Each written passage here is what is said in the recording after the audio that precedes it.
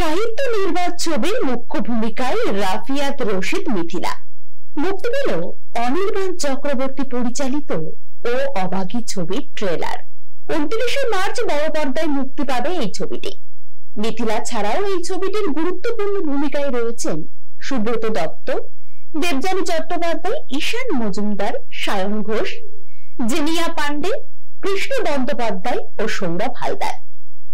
এই ছবিতে বাংলাদেশের অভিনেত্রী মিথিলাকে দেখা যাবে অভাগীর ভূমিকায়, সায়ন ঘোষকে দেখা যাবে রসিকের ভূমিকায়, সুব্রত দত্তকে দেখা যাবে জমিদারের ভূমিকায়, দেবযানী চট্টোপাধ্যায়কে দেখা যাবে জমিদার গিন্নির ভূমিকায়, কৃষ্ণ বন্দ্যোপাধ্যায়কে দেখা যাবে কেষ্টার ভূমিকায়, সৌরভ হালদারকে দেখা যাবে কাঙালি হিসাবে, ঈশান মজুমদারকে দেখা যাবে যমরাজের ভূমিকায়।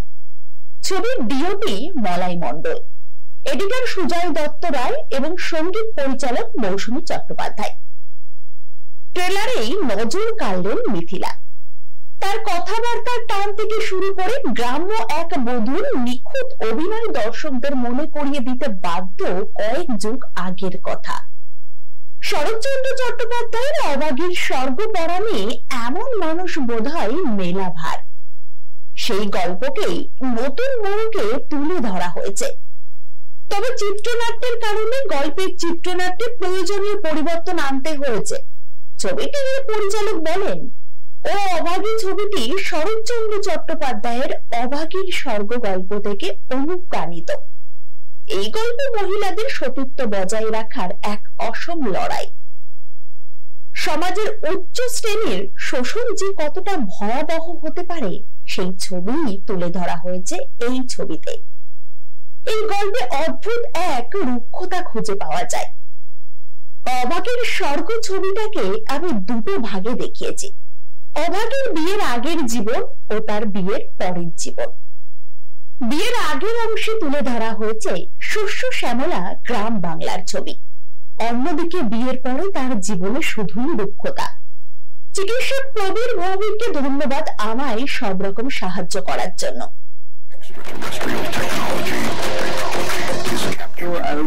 অনেক ভালো ভালো গান আছে নিয়ে।